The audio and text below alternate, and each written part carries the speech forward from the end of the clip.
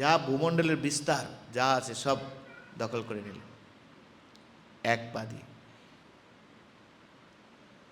আমরা যেখানে বাস করছি না, এটাকে বলা হয় পৃথিবী।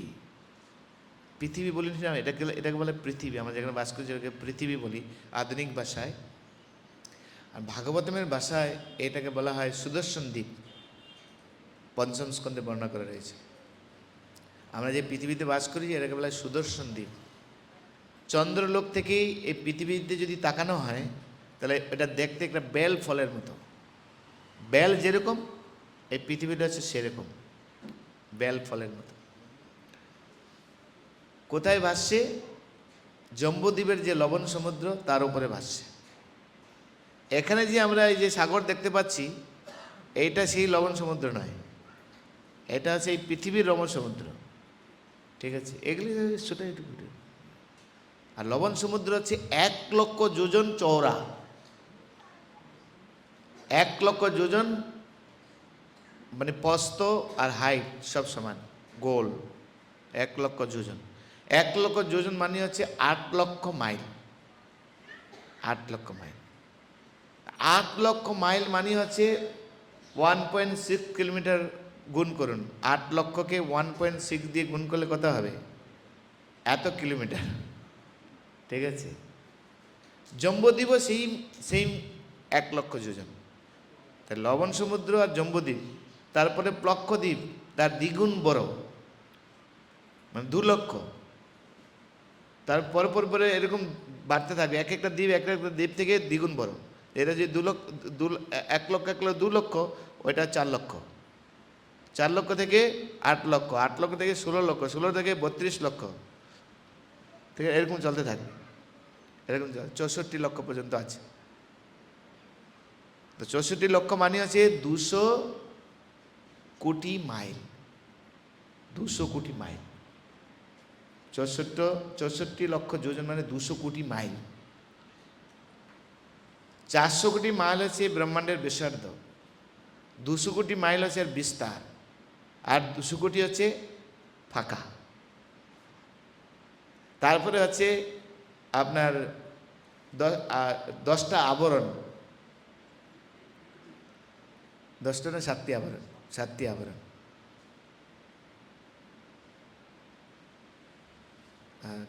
মাটি, জল, অগ্নি, বায়ু, আকাশ, মন, বুদ্ধি, অহংকার। 7 7 8 8 8 8 তো না, 8 7 আবরণ না, 8 আবরণ, 8 পাকা আবরণ। যাই 7 আর 8 কিছু একটা হবে, দেখতে হবে বইটা আরেকবার। তো ওই আবরণের পরে গিয়ে হচ্ছে কারণ সমুদ্র, বুঝে গেছে? তার উপরে আছে আবার সত্যলোক পর্যন্ত, নিচে আছে পাতাললোক পর্যন্ত, এদিকে আছে পুষ্কর দ্বীপ পর্যন্ত, মানসোত্তর পর্বত পর্যন্ত। এরকম সব হিসাব আছে, ভাগবতের পঞ্চম স্কন্ধে পুরো লেখা আছে। মানসোত্তর পর্বত এই আমাদের এই যে ভূলোকের চারিদিকে এই মানসোত্তর পর্বত রয়েছে। মানসোত্তর পর্বতের পরে আছে অন্ধকার জগৎ, অলোক বর্ষ। ওখানে কোনো লোকজন থাকে না, অলোক বর্ষ। ওই 100 কোটি মাইল, আর এদিকে 100 কোটি, এদিকে 100 কোটি, চারিদিকে 100 কোটি, 200 কোটি হয়ে গেল। আর এইদিকে ব্রহ্মাণ্ডের আমাদের ভূমণ্ডলের বিস্তার 200 কোটি। ভগবানের এক পা ও পুরো 400 কোটি মাইল বিস্তার করে নিয়েছে। আর ওপরে আবার ডিস্টেন্স দেওয়া রয়েছে, মাপ দেওয়া আছে, হিসাব নিকাশ সব আমার খাতার মধ্যে লেখা আছে, আমার বইয়ের মধ্যে আছে। এখানে পঞ্চম স্কন্ধে আমাদের আলোচনা চলবে এবার। ভক্তিবিভাগ মডেল 2 আলোচনা করব আমি। যারা মডেল 2 করছেন সেখানে জানতে পারবেন। সমস্ত ছবি একে আমার করা আছে সব। তো ভগবান বামনদেব এক পায়ে পুরো দখল করে নিয়েছেন, আরেক পায়ে পুরো উপরের দিক পুরো দখল করেছেন। উপরের দিক মানে আপনার ভূলোক, তো এটা ভূলোকের উপরে ভূবলোক, তারপরে স্বর্গলোক, মহলোক, জনলোক, তপলোক, সত্যলোক। সত্যলোকের ওপরে যে ব্রহ্মাণ্ডের আবরণ রয়েছে তার নিচে মানে সেখানে শ্বেতদ্বীপ, অর্থাৎ ভগবান ক্ষীরোদকশায়ী বিষ্ণু যেখানে অবস্থান করেন সেই স্থান রয়েছে, তার ওপরে হচ্ছে আবরণ সৃষ্টি হয়। এই আবরণ ভেদ করে ভগবানের পা চরণ চলে গিয়েছে একদম কারণ সমুদ্র পর্যন্ত। মানে পুরো ব্রহ্মাণ্ড দখল আরেক পায়ে। আর মাঝখানে যে জায়গাটা ভগবানের শরীর, সেটা দখল হয়ে গেছে, অটোমেটিক দখল হয়ে গেছে। এবার আরেক পা কোথায় রাখবে জায়গা নেই।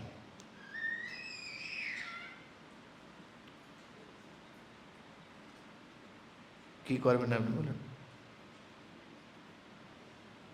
হ্যাঁ বলি, তুমি 3 পা প্রতিজ্ঞা করেছো, এক পায়ে আমি দখল করেছি, নিচের যত লোক আছে আরেক পায়ে দখল করেছি, ও বলে আরেক পা কোথায় রাখবো দাও।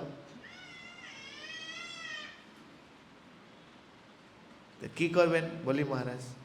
বলি মহারাজ চিন্তা করলেন, হে প্রভু, আমার ঐশ্বর্য সব আপনি ছিনিয়ে নিয়েছেন, কিন্তু ঐশ্বর্যের মালিক তো এখন আছে, মালিকও একটা সম্পদের মধ্যে পড়ে, তাই আপনি আরেক পা আমার মস্তকে রাখুন।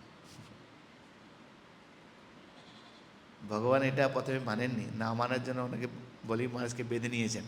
তুমি প্রতিজ্ঞা নষ্ট করেছো, তাই তুমি প্রতিজ্ঞা ভঙ্গ করেছো, তাই তোমাকে আমি এখন বেঁধে রাখবো। যেই বলি মহারাজকে বাঁধবেন, সারা জগৎ হাহাকার হবে, দেবতারা সব হাহাকার শুরু হয়ে গেছে। কিরকম ভগবান রে, এইসব দেখে শুনে ভবিষ্যতের প্রজন্ম তো ভগবানের ভক্তই হবে না, ওই চিন্তা করছেন ওরা। কেন? যে বলি মহারাজ সর্বস্ব দান করে দিলেন, আর সর্বস্ব দান করে তো একটু কৃতজ্ঞতা প্রকাশ করা উচিত। আর ভগবান না করে কি করলেন, তাকে বেঁধে নিয়েছেন। কে দান করবে আবার পরে?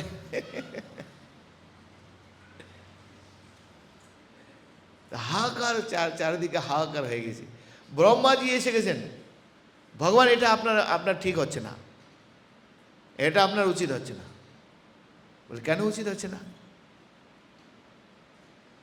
যে বলি মহারাজ আপনাকে সর্বস্ব সমর্পণ করে দিল, আর আপনি ওকে বেঁধে নিলেন। সারা প্রজন্মরা কি শিখবে, নতুন লোকেরা কি শিখবে? ভগবানকে দান করলে এইভাবে হয়তো আমাদেরকে বেঁধে দিতে পারেন। ভগবানের মধ্যে কিছু করুণা টরুণা কিছু নেই। যে করে আমার আস, তার করি সর্বনাশ। তা ব্রহ্মাকে ভগবান বুঝালেন আসলে তা না।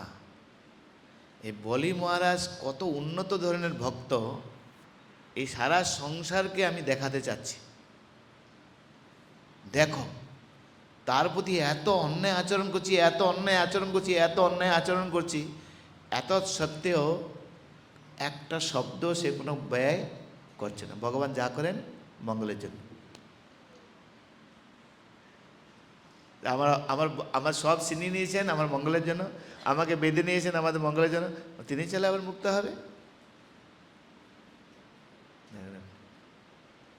পরবর্তীতে অনেক কাহিনী রয়েছে যে তুমি এখন নিচের সুতোর লোকে চলে যাও, তুমি যেহেতু প্রতিজ্ঞা নষ্ট করছো, গুরুদেবের কথা অমান্য করেছো, দুটো ফল তোমাকে ভোগ করতে হবে। এক, গুরুদেবের আদেশ অমান্য করেছো, গুরুদেব কি অভিশাপ দিয়েছে, তোমার সর্বনাশ, সমস্ত ঐশ্বর্য বস্ত হবে। তুমি তো হয়ে গেলে ঐশ্বর্য বস্ত, গুরুদেবের কথা খেটে গেল, একদম সঙ্গে সঙ্গে কাজ হয়ে গেল, তাই না? গুরুদেবের কথা কাজ হলো কি না? আর তুমি আমার সঙ্গে কথা দিতে পারোনি, সেটা একটা ভুল।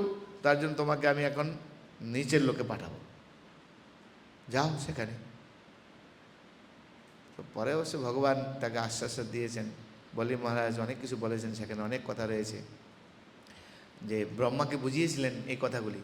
ব্রহ্মার সঙ্গে যখন ভগবানের কথা হয় তখন এই কথাগুলি বলেছিলেন যে দেখুন, দেখো আমি বলি মহারাজের মহিমা সারা জগতে আমি বিস্তার করতে চাই। যে আত্মনিবেদন, কারণ বলি মহারাজ আত্মনিবেদনের আচার্য, যে ভগবানের চরণে কী করে নিজেকে সম্পূর্ণরূপে সারেন্ডার করতে হয় তার প্রমাণ আছেন বলি মহারাজ। বাহ্যিক উদ্দেশ্য হচ্ছে এই শ্লোক, যে যদিও তিনি দেবতার কাছে ফিরে দেওয়ার জন্য ত্রিভুবন অধিকার করতে যাচ্ছিলেন, কিন্তু আভ্যন্তরীণ কাজ হচ্ছে ভগবানের এইসব। যে করে আমার আস আমি করতে সর্বনাশ, যদি না ছাড়ে আমার পাশ, আমি হই তার দাসের। বলি মহারাজকে বলবেন তুমি এখন সুতলোকে যাও, না প্রভু, আপনাকে ছেড়ে আমি কোথাও যেতে চাই না। আপনাকে ছেড়ে আমি, যে আপনি আমাকে ঐশ্বর্য যেখানে পাঠান আমি যেতে রাজি আছি, কিন্তু আপনাকে ছাড়া আমি কোথাও যেতে পারবো না।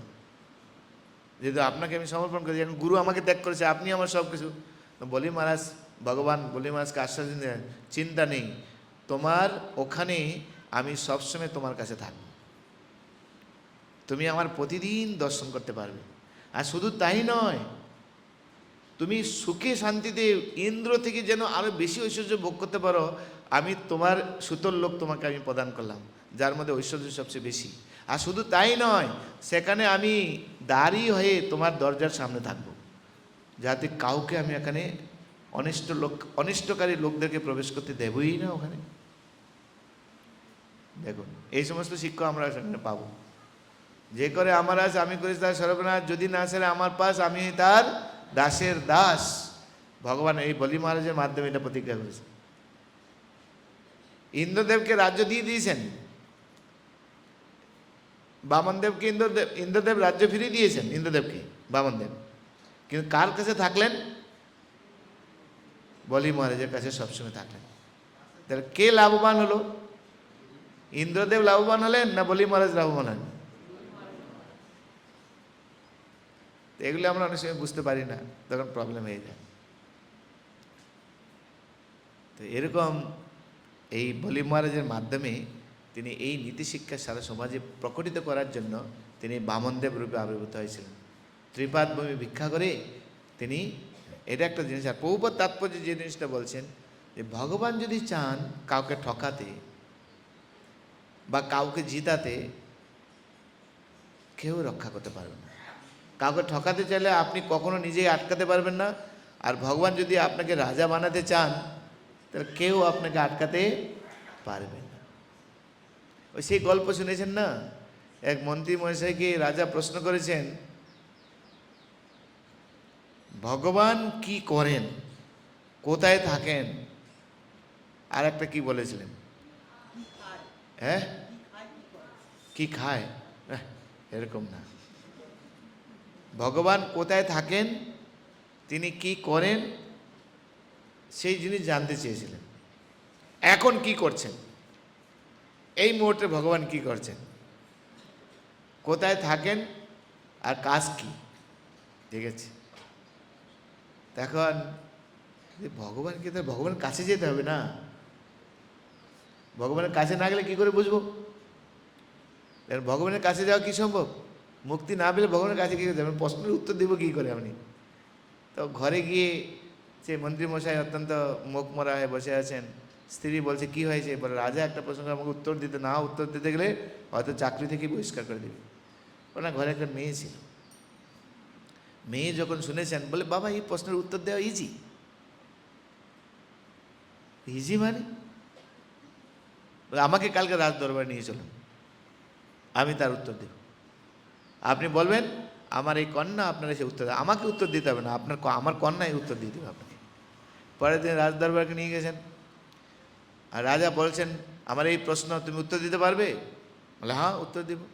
ও তার মধ্যে একটা শর্ত আছে, আমি প্রশ্ন করেছেন আমি তার উত্তর দেব। তার মানে এখানে শিক্ষককে, গুরুকে, ছাত্রকে, এখানে শিষ্যকে, যে প্রশ্ন করেছে সে ছাত্র শিষ্য, আর যে উত্তর দিবে সে কি হয়? শিক্ষক আর গুরু। তাহলে গুরু কোথায় বসবে? ওপরে বসবে। শিষ্য কোথায় বসা উচিত? নিচে। আপনি নিচে নাম,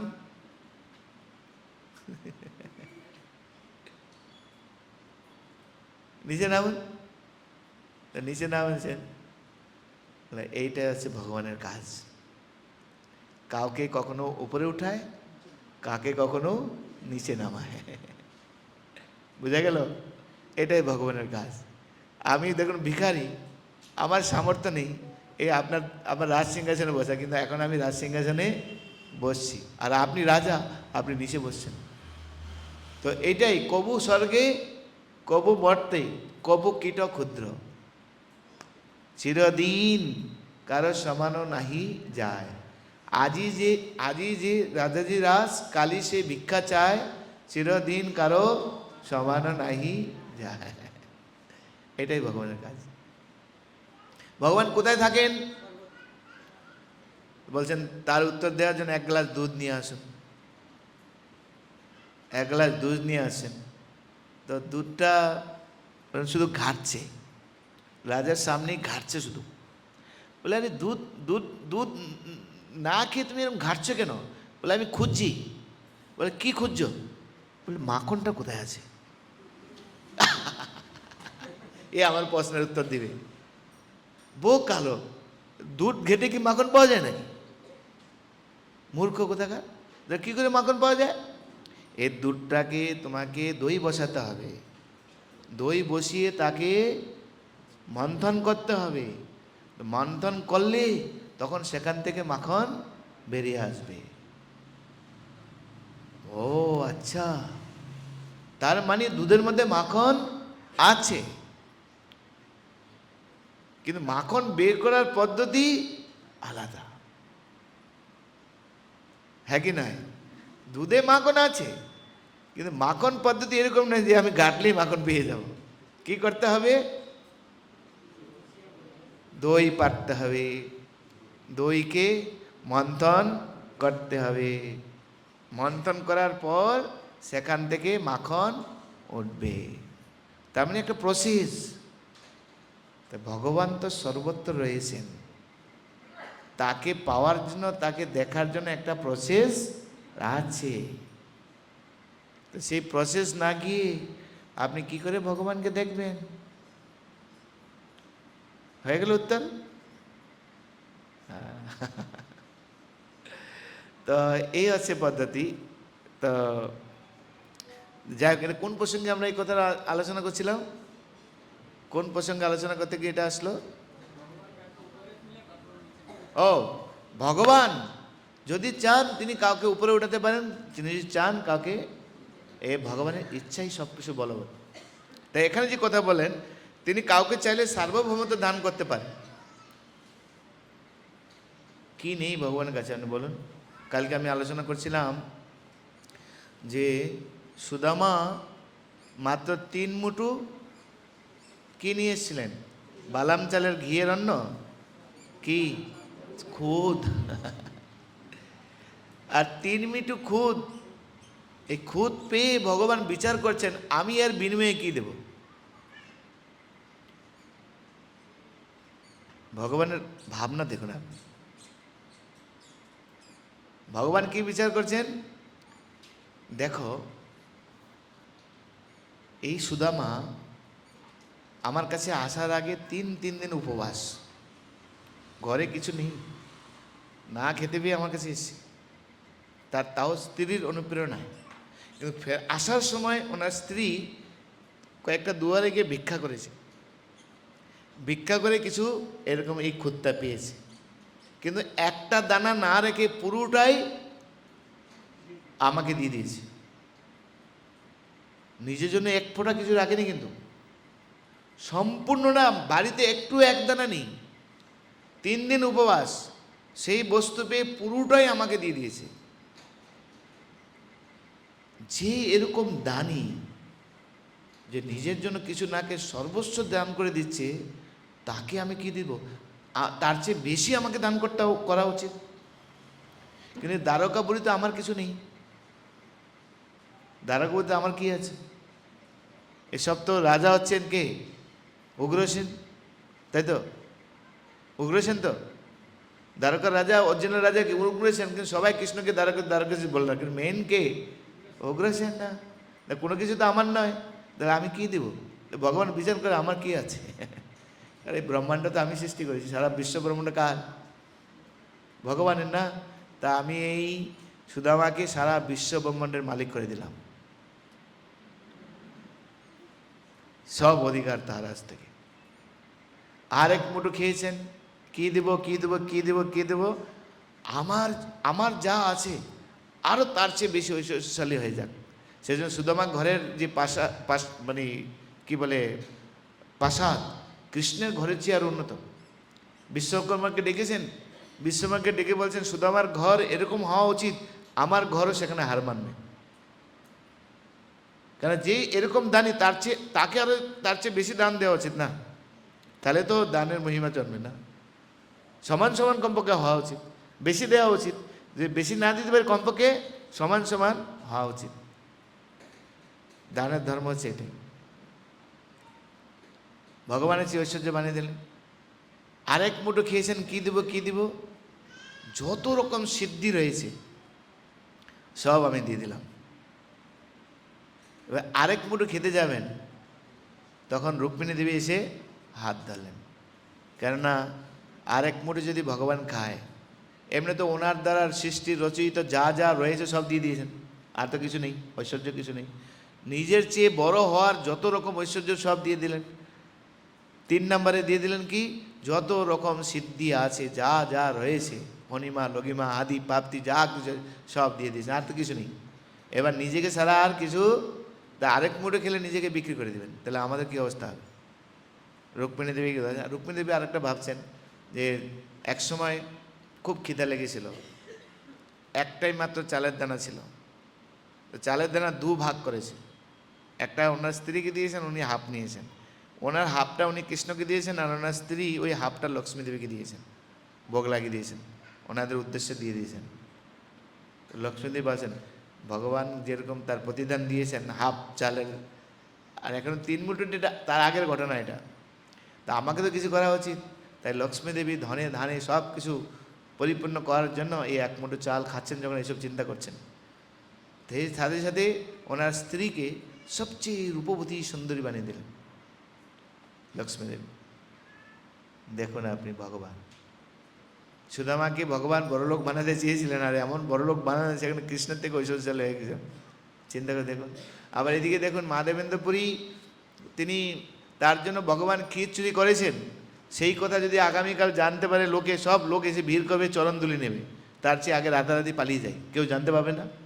যেই পুরীতে গিয়েছেন, পুরীর সমস্ত পণ্ডিতেরা, সমস্ত ভক্তরা স্বাগত করার জন্য দাঁড়িয়ে আছেন মহাদেবেন্দ্রপুরীকে, যে এরকম ভক্ত যাকে ভগবান আদেশ করেছেন চন্দন নিয়ে আসো, আমার গায়ের গরম যাচ্ছে না, আমাকে মনে হয়েছে চন্দন লেপন করো, তাহলে আমাদের শীতল, আমার গরম দূর হবে, আর সেই চন্দন নিয়ে আসার জন্য যিনি আজ্ঞাপ্রাপ্ত হয়েছেন, শুধু তাই নয়, রেমুনাতে ভগবান সাক্ষাৎ গোপীনাথ যার জন্য ক্ষীর চুরি করেছেন, যাকে দেওয়ার জন্য, কত বড় ভক্ত, হা হা হা, সেরকম ভক্ত আমাদের পুরীতে আসছেন, ধন্য আমাদের জীবন, স্বাগত করার জন্য লোক আছেন। ভক্ত ছুটে পালালেন মান যশ প্রতিষ্ঠার ভয়ে, আর ওদিকে পুরীতে অপেক্ষা করছেন মান যশ প্রতিষ্ঠা, একই নয়। কৃষ্ণ যদি আমাদেরকে বড়লোক বানাতে চান, মান যশ প্রতিষ্ঠা দিতে চান, আপনি প্রত্যাখ্যান করতে পারবেন না। আর কৃষ্ণ যদি আপনার মান যশ প্রতিষ্ঠা ছিনিয়ে নিতে চান, আপনি শত প্রচেষ্টা করে নিজেকে প্রুভ করার জন্য চাইলে আপনি প্রুভ করতে পারবেন না। সবচেয়ে বেস্ট পন্থা কি করা উচিত আমাদের? হ্যাঁ, ভগবানের ইচ্ছার উপরে নিজেকে পুরোপুরি সারেন্ডার করে দাও। মা রবি রাখবি যা ইচ্ছা তোরা, সর্বস্ব তোমার চরণে সোপিয়া, রয়েছি তোমার ঘরে, তুমি তো ঠাকুর তোমার কুকুর, বলিয়া জান মোরে, সর্বস্ব তোমার চরণে সোপিয়া, রয়েছি তোমার ঘরে। এটাই ভক্তের ভাবনা হওয়া উচিত। আরেকটা গান আছে, ভক্তন ঠাকুর গিয়েছেন, আত্মনিবেদন তোয়া পদে করি, হইনু পরম সুখী, দুঃখ দূরে গেল চিন্তা না রহিল, চৌদিকে আনন্দ দেখি, আত্মনিবেদন তোয়া পদে করি, হইনু পরম। কৃষ্ণ যদি চান আমি বিকার হয়ে থাকতে, তাই সই, কোনো রকম ভাবে আপনি তার আপনার এই দারিদ্রতার জন্য আপনি কিছু ভূক্ষেপ করবেন না, যেটা সুদামার জীবনে দেখা যায়। এত দারিদ্র এত দারিদ্র এত দারিদ্র, তবুও মনের মধ্যে কোনো আফসোস নেই, কৃষ্ণের ইচ্ছাতে ঠিক আছে। ভগবানের যা ইচ্ছা। কিন্তু আমরা অনেক কিছু প্রয়াস করি। প্রয়াস একটাই করা উচিত, এই দারিদ্রতার মাধ্যমে কী করে শুদ্ধ ভক্তি করা যায় তার জন্য আমাদেরকে প্রয়াস করা, অন্য কোনো প্রয়াস করা উচিত। বাংলা একটা কথা আছে না, কপালে নাই ঘি ঠকটাকালে হবে কি। একটা বাংলা শব্দ না, কপালে যদি ঘি না থাকে আর ঠকটাকালে হবে কিছুই পাবেন না আপনি। সে ভগবানের ইচ্ছার উপর নিজেকে সমর্পণ করা উচিত। এক রাজা ছিলেন, সে রাজা টাকা পয়সার অভাব নেই, ধনে ধান্যে ভর্তি, মন্ত্রী মিনিস্টার, রাজ্য বিস্তার সব ঠিক আছে, কিন্তু মনে সুখ নেই। তাই গুরুদেবের কাছে গিয়েছেন, খুব দুঃখ, মনে খুব দুঃখ, শান্তি নেই। গুরুদেবের কাছে গিয়েছেন, গুরুদেব আমাকে সহায়তা করুন, আমি বিচলিত, এত কিছু থাকা সত্ত্বেও কেন আমি সেপি নই, সুখ নেই কেন আমার জীবনে। বলে দাঁড়াও, তার আগে কাজ করো, ওই বাগানটা দেখতে পাচ্ছ, বাগান, ওই বাগানে দেখলে একটা প্রজাপতি উঠছে, ওই প্রজাপতিটাকে ধরে নিয়ে আসো আগে, তারপরে তোমার প্রশ্নের উত্তর দেবো আমি। তো প্রজাপতি কি, কীরকম প্রজাপতি দেখেছেন কখনো? প্রজাপতি ধরতে গিয়েছেন কখনো? হ্যাঁ, যে ধরতে যাবেন, এখন এদিকে উনি কী করছে আপনি নিজে বুঝতে পারেন, এদিকে সঙ্গে মনে প্রজাপতি তো ধরতে যাচ্ছেন, ধরতে ওই মানে পুরো হয়রান হয়ে গেছে, ধরতে পারছে না, পুরো হয়রান হয়ে এক জায়গায় বসে পড়েছেন। আর যেই বসে পড়েছেন তখন প্রজাপতিতে এসে বসতে বসতে হাতের মধ্যে এসে বসছে, একদম হাতের ওপরে এসে বসছে, নড়ছেন নাড়ছেন যাচ্ছে না, ক্লিক করেছে মাথার মধ্যে। রাজা তো, রাজা হচ্ছে ঈশ্বরের অংশ, তাই সঙ্গে সঙ্গে ক্লিক করে। চিন্তা করছেন যে আমি এর পিছনেই এতক্ষণ দৌড়ালাম, একে ধরতে পারলাম না, অথচ এই প্রজাপতিটা এখন আমার হাতের মধ্যে এসে আপনা আপনি বসে বলুন, ব্যাপারটা কি? ওই অবস্থায় গুরুদেবের কাছে গিয়েছেন, গুরুদেব এই প্রজাপতি, বলে তার আগে আমার একটা প্রশ্ন। বলে কি প্রশ্ন? এই প্রজাপতির পিছনে আমি এতক্ষণ দৌড়ালাম, পরিশ্রম করলাম, কত চেষ্টা করলাম তাকে ধরার জন্য, কিন্তু একটু ধরতে পারলাম না। আমি নিরুপায় হয়ে বসে পড়েছি, হতাশাগ্রস্ত আমার মনে, হায় হায় গুরুদেব আমাকে একটা কাজ দিলে আমি করতে পারলাম না। যেই বসে পড়েছি প্রজাপতিটা আপনা আপনি এসে আমার হাতে। তা গুরুদেব বলছেন, আচ্ছা তাকাও বাগানের দিকে। তাকিয়েছেন, বাগান টাগানে কিছুই নেই, বাগানও নেই। বলছে প্রজাপতি, প্রজাপতি তাকাতে, প্রজাপতিও নেই, প্রজাপতিও নেই। কারণ গুরুদেব তার যৌগিক শক্তির মাধ্যমে একটা পরিবেশ সৃষ্টি করেছেন রাজাকে বোঝার জন্য। বলে এবার বোঝো, তুমি তুমি প্রজাপতিকে ধরার জন্য অনেক চেষ্টা করেছ, শ্রী শ্রী রাধা মাধব কে, প্রজাপতিকে ধরার জন্য কত চেষ্টা করেছ, অথচ প্রজাপতি তুমি ধরতে পারো না। যখন তুমি বসে পড়েছো প্রজাপতি তোমার হাতে এসে বস, তার মানে কি? প্রভুজিরা কি মানে হবে?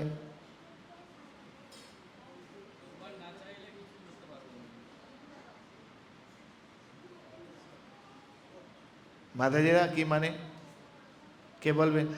হাত তুলুন। গুরুদেব জিজ্ঞাসা করছেন মানে কি বলো, তা আপনি কি মানে বলবেন? বল, আরে কেসে তো বলুন কমপক্ষে, বলুন বাবু। এটা নিরুপায় হয়ে বসে পড়েছে, সমর্পণ করলো কোথায়? পরিশ্রম অনেক করেছেন, উপায় পায়নি, পরিশ্রম করে তো পায়নি, তো পিছে পিছে ইচ্ছা থাকলে সবকিছু পাওয়া যায় না, কখন পাওয়া যাবে তাহলে?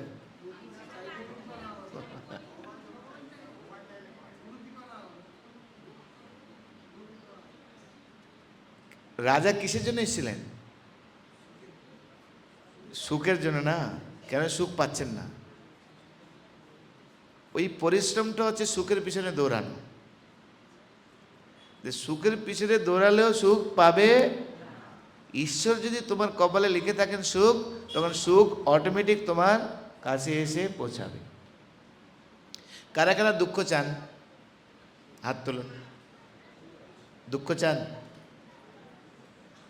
তাহলে দুঃখ দেবে এখন। দুঃখ আমরা চাই না, কিন্তু পাই কি? পাই কি? কেন পাই আমরা? কারণ আমার কর্মফলে আছে। তো যদি সুখ না চাই, আসবে কি সুখ? যদি আমার কপালে থাকে সুখ আসবে কি না? যদি কপালে থাকে আসবে না। রাতারাতি লোক কোটিপতি হয়ে যায় কিনা? হ্যাঁ কি না? আবার রাতারাতি লোক ভিখারি হয় কিনা?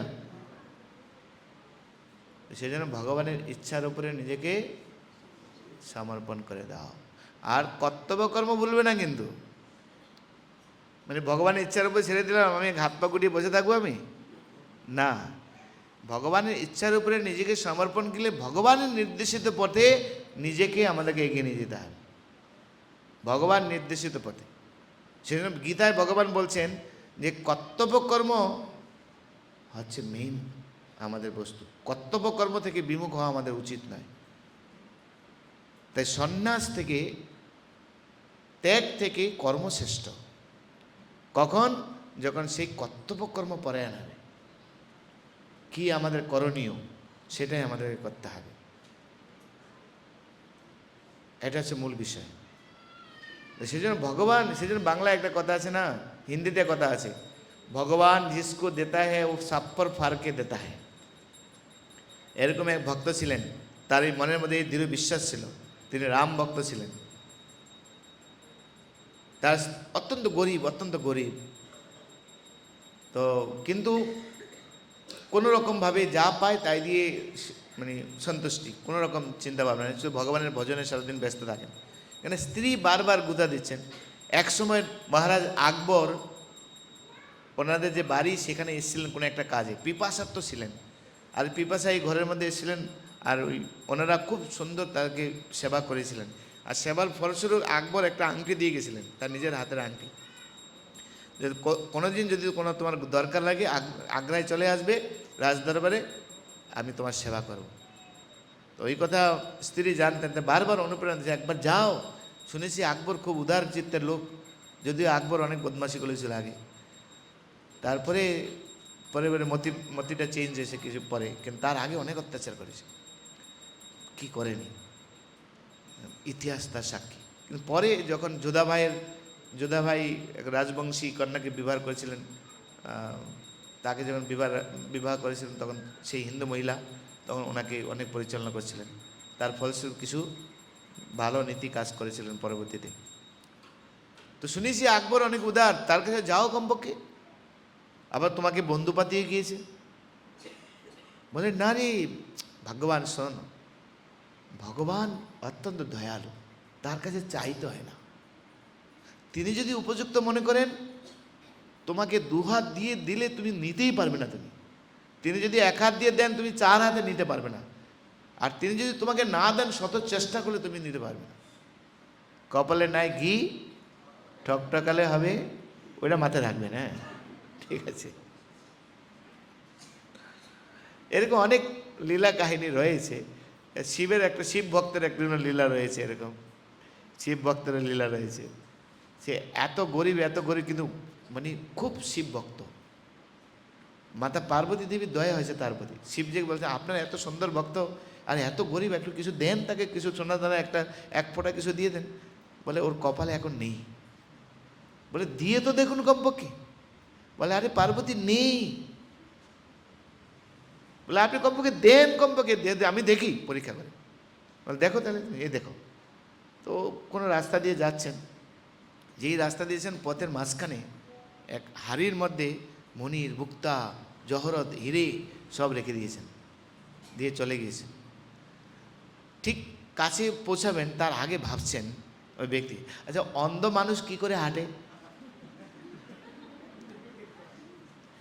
তো অন্ধ মানুষের মতো হাঁটাতে যায়। অন্য কী হবে, রাস্তা তো ছেড়ে যাবে না, হ্যাঁ কি নয়? ওইটা পেরিয়ে ও আচ্ছা অন্ধ মানুষ এইভাবে হাঁটে, পেরিয়ে চলে গেল। তো শিব বলছেন, পার্বতী কী ব্যাপার, দেখতে পেলে? বলে হা প্রভু বুঝতে পারছি, কপালে নাই ঘি ঠকঠকালে হবে। তো ওই রাম ভক্তের অনেক মানে দৃঢ়তা ছিল মনের মধ্যে, কিন্তু তার স্ত্রী গুতাতে একদম যে যাই গিয়েছেন। আর এই কথা গ্রামের সব জায়গায় ছড়িয়ে গিয়েছে যে অমুক আকবরের কাছে যাচ্ছেন দান নেওয়ার জন্য। আর এই কথা চলে গিয়েছে চোরের কাছে আর ডাকাতের কাছে। তো চোর ডাকাত দুজন মিলে তারা মিটিং করছেন। আকবরের কাছে যেই যায় মানে প্রচুর পরিমাণে বস্তু নিয়ে আসে, তারা আজকে নিয়ে আসবে, আমরা পুরো হাওয়া করে দেবো। তারা প্ল্যানিং করে নিয়েছে সব কী করতে হবে। আর এদিকে রেডি, সবাই প্রস্তুত, ধন নিয়ে আসবে, ধন হাওয়া করে দেবে। আর ওদিকে রামভক্ত গিয়েছেন, আংটি দেখিয়ে সব গেট পার, কেউ আর আটকায়নি। বিশেষ খাস লোক, সাধারণত আংটি ওরকম গোপনীয় চিহ্ন বিশেষ বিশেষ যারা স্পাইক বা গুপ্তচর তাদের কাছে থাকে, তারা সমাজে পরিচিত থাকে না, শুধু ওইটা দেখায় তাহলে হয়ে যায়, সিকিউরিটি সব কোন মাপ। তো রাজ দরবারের ভিতরে ঢুকে গেছেন। আর ওই সময়ে আকবর মানে নামাজ পড়ছিলেন। নামাজ পড়লে কি করে, কানে ধরবে, নিচে উঠবে, ওপরে উঠবে, আবার নিচে বসবে, প্রণাম করবে, কত কিছু করে। দেখছে, কোনোদিন এরকম দেখেনি, ব্যাপারটা কি এরকম করছে কেন। তো চুপচাপ দেখছেন দাঁড়িয়ে, মুখে বিড়বিড় করে কিছু বলছেন, আর এরকম আছেন। তো কিছু একটা হচ্ছে এরকম বোঝা যাচ্ছে, চুপ করে দাঁড়িয়ে আছেন। নামাজ শেষ হওয়ার পরে তখন আংটি দেখিয়েছেন, বলছে আচ্ছা তুমি সেই আলিঙ্গন করেছেন, অনেক দিন পরে তুমি এসছো। বলে তুমি কী চাও বলো আমার কাছে। বসতে দিয়েছেন, সব শরবত টরবত দিয়ে বলছেন বলো এবার আমি তুমি কী জন্য এসছো, আমি কী হেল্প করতে পারি তোমাকে। বলে তার আগে আমাকে প্রশ্নের উত্তর দাও, আমি যখন এসেছিলাম তুমি উঠছো, বসছো, নিচে হচ্ছ, কান ধরছো, ওইগুলো কী করছো।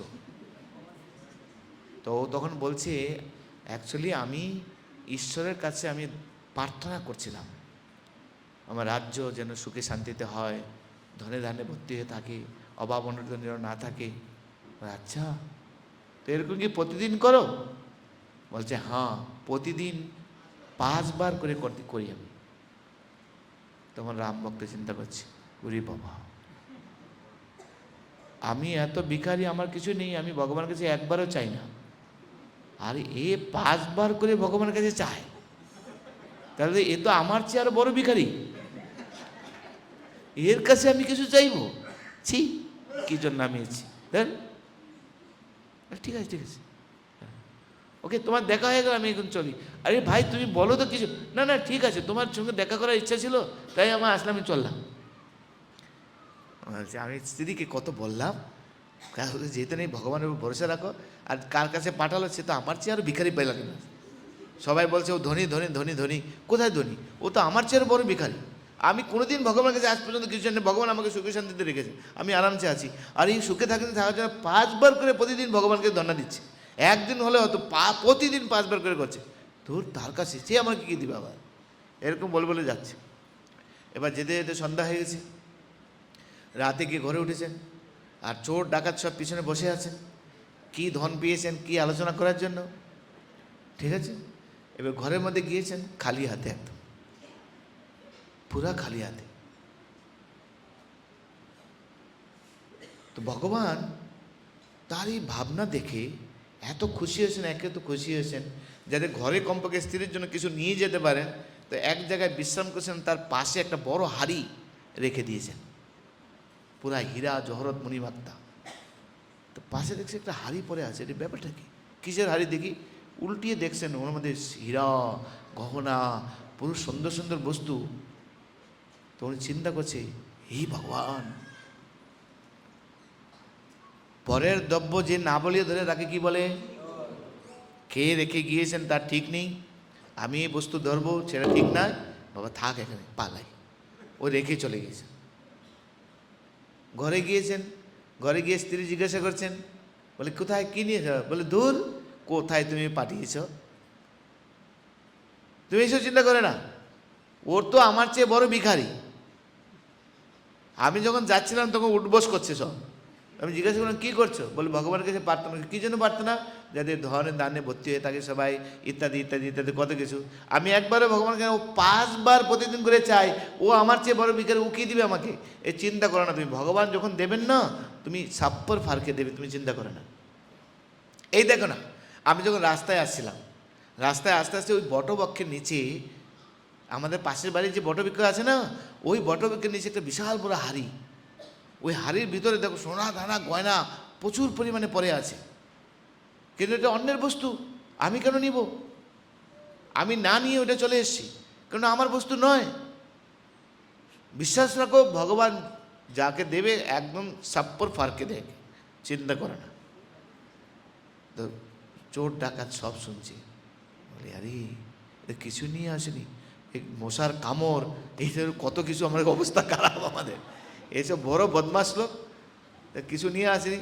আচ্ছা যাই, আমরা ওখানে গিয়ে দেখি, তো বললো ওখানে একটা হাড়ি আছে।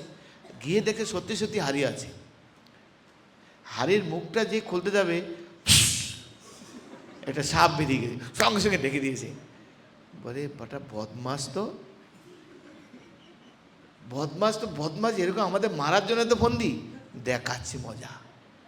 এই উঠা, এটা মাথায় উঠিয়েছেন, সেই টালি চালা ঘর ছিল তো, ঘরের উপরে উঠেছেন, সাত টালি চালা সব সরিয়েছেন, ও যেখানে ঘুমাবে সেই জায়গায় উপর করে ফেলেছেন। যেই উপর করে ফেলেছেন, সাপটা নিচে পড়ে গেল, আর পুরো হাড়ি ভেঙে গেল, মণিমুক্তার চাবায় সাপ মরে গেছে, আর সারা ঘর মণিমুক্তায়। আর এই শব্দ শুনে ছাড়া উঠেছে, উঠে দেখছেন সারা ঘর আলো জ্বালিয়েছেন, আর ও পালিয়ে চলে গেছে চোট বলে, বেটা মরে যাবে, যাক সাপ। আর ঘর দেখছেন পুরো ঘর মণিমণিক্য সব বলছি। বলে স্ত্রীকে বলে, কি বললাম আমি তোমাকে? ভগবান জিসকো দেতা হ্যাঁ সাপ পর ফারকে। তাই ভগবানের উপর ভরসা রাখা আমাদের উচিত। চিন্তা করে না, প্রভুপাদকে দেখুন আপনি, প্রভুপাদ কার উপরে ভরসা করেছিলেন? কার উপরে?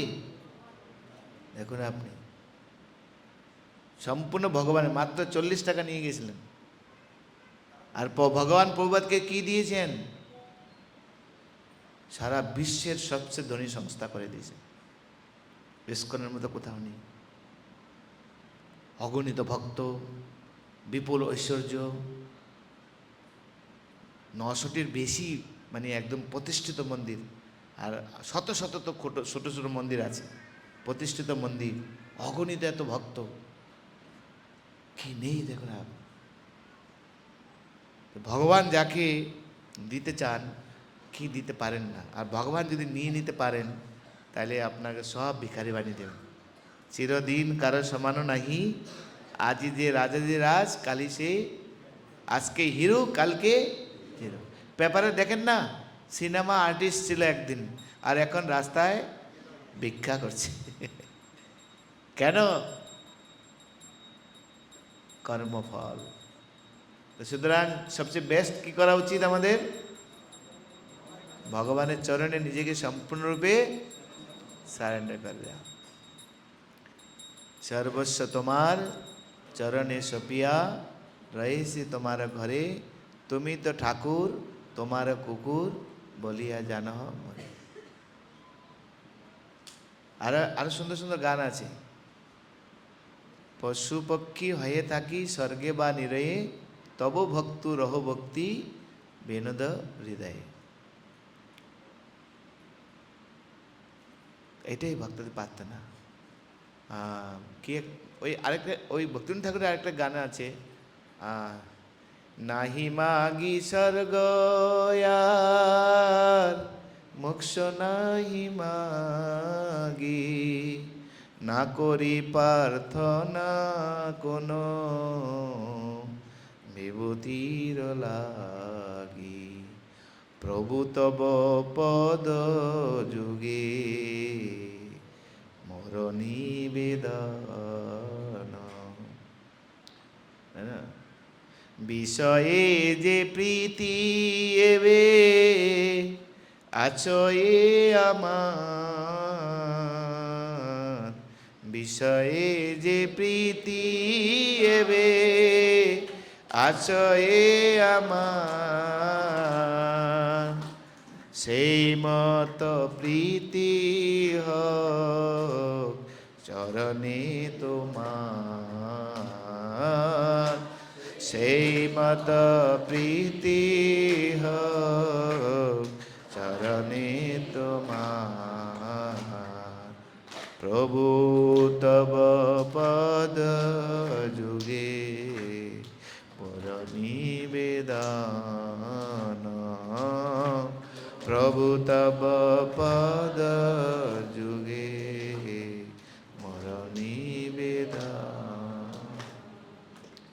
কি প্রার্থনা করতে হবে ভগবানকে, কি চাইতে হবে ভগবানের কাছে, ভক্তিবিনোদ ঠাকুর এগুলি আমাদেরকে বর্ণনা দিচ্ছেন। নাহি মাগি স্বর্গ আর মোক্ষ নাহি মাগি, না করি প্রার্থনা কোনো বিভূতির রাগি। বিষয়ে যে প্রীতি হেবে আসে আমার, একটা আইফোনের প্রতি যেরকম আমাদের প্রীতি, ভগবানের প্রতি কিঞ্চিত যদি প্রীতি হতো তাহলে হতো না ভয় ভীতি, হতো না ভয় ভীতি। যেরকম যেরকম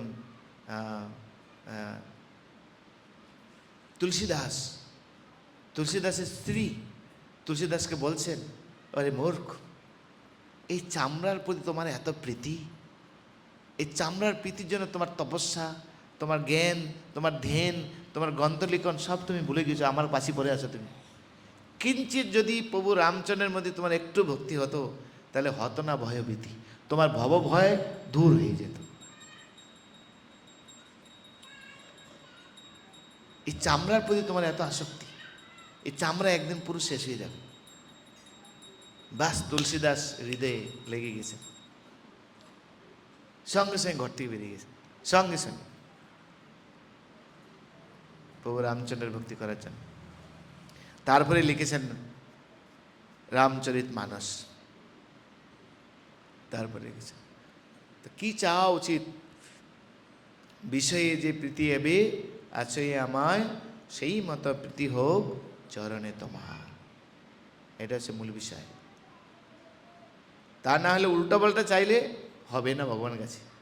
কৃষ্ণের কাছে যা যাবেন তা পাবেন না। কৃষ্ণ যদি দেন ভক্তি ভুক্তি মুক্তি দিয়া, তথাপি না দেন ভক্তি রাখেন লুকিয়া, সে চাইতে হবে, জানতে হবে। আবার কৃষ্ণ এটা বলছেন, আমি বিজ্ঞ মূর্খ তারে বিষয় কেনে দেব, স্বচরণামিতে দিয়ে বিষয় ভুলাবো, চাইলেও পাবেন না। প্রভুপাদ চেয়েছিলেন বিজনেস করবেন, টাকা কামাই করবেন, সেই টাকা দিয়ে গরিব মঠকে সহায়তা করবেন, গ্রন্থ ছাপাবেন, সেই গ্রন্থ প্রচার করবেন, এরকম করে ভারতবর্ষে একটা স্বনামধন্য একটা সংস্থারূপে প্রতিষ্ঠা করবেন। সেগুলো বালি পুরো ফেল। প্রভুপাদ ফেল হয়েছেন কিনা? বিজনেস করার জন্য তিনি চাকরি ছেড়ে দিলেন, ম্যানেজার পদ ছেড়ে দিলেন। তখনকার দিনে ওষুধ কোম্পানির একটা ম্যানেজার 4 টাকানি নয়, সব ছেড়ে দিলেন। নিজে বিজনেস করে স্বতন্ত্রভাবে প্রচার করতে পারবো, আর নাহলে ম্যানেজারে গেলে ডিউটি দিতে হবে, 4টে থেকে রাত 10টা পর্যন্ত ডিউটি দিতে হবে, প্রচারই করতে পারবো না। তাই ছেড়ে দিয়ে আমি বিজনেস করব, প্রচার করব, গরিব মঠকে সহায়তা করব, পরিবারকে সহায়তা করব, বেশি অর্থ পাবো, সেটা দিয়ে আমি প্রচারের কাজে লাগাবো। দোকানটাই চুরি হয়ে গেল।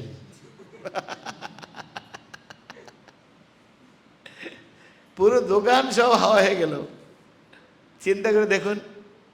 তারপরে গিয়েছেন গরিব মঠে থেকে প্রচার করবেন, একটা সুন্দর সুন্দর পদ্ধতি ছিল প্রচার করার জন্য, সব জায়গায় যাচ্ছেন, সুন্দর প্রবচন দিচ্ছেন, কিন্তু এক বছরে তো গিয়েছেন, কাপড়টা ছিঁড়ে গিয়েছে, ছিঁড়ে কাপড়ে কি বড়লোকে জায়গা দিবে নাকি? মঠের অধ্যক্ষকে বলছেন, আমাকে একটা কাপড় তো কমপক্ষে কিনে দাও, এই নতুন কাপড় পরে আমি লোকের কাছে যেতে হবে, আমি অনেক কিছু করতে চাই। দেখছেন ও লোককে প্রচার করছেন, তারা সবাই আকৃষ্ট হচ্ছে। মনের মধ্যে ভয় হয়ে গেল, স্বামীজি যদি এইভাবে প্রচার করে তাহলে আমাদের মঠের কেউ আর পাত্তা পাবে না। তাই এই সুযোগ তাড়ানোর জন্য গুরুদেবকে ফোন করে দিলেন, স্বামীজি এই করছেন সেই করছেন, এখন কাপড় চাচ্ছে, কালকে এই চাইবে, আমরা কোথা থেকে দেব?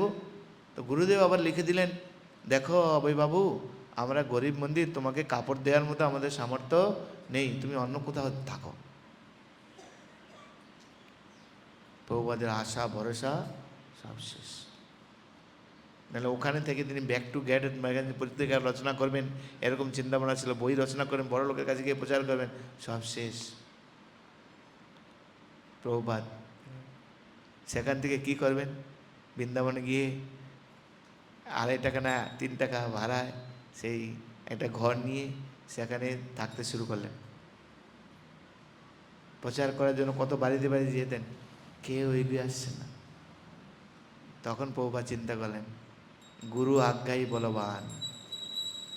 শ্রী রাধা মাধব কি, গুরুদেব আমাকে আদেশ দিয়েছেন যারা বাংলা হিন্দি জানে না তাদের মাঝে প্রচার করা, তার মানে ইংরেজিতে বিদেশে গিয়ে আমাকে প্রচার করতে হবে। সেজন্য ইন্ডিয়াতে যত চেষ্টা করছি সব বিফল। যেই প্রভুপাদ গুরুদেবের আজ্ঞাকে স্মরণ করে আমেরিকায় গেলেন, বাস মিরাকেল হয়ে গেল। বুঝা গেল?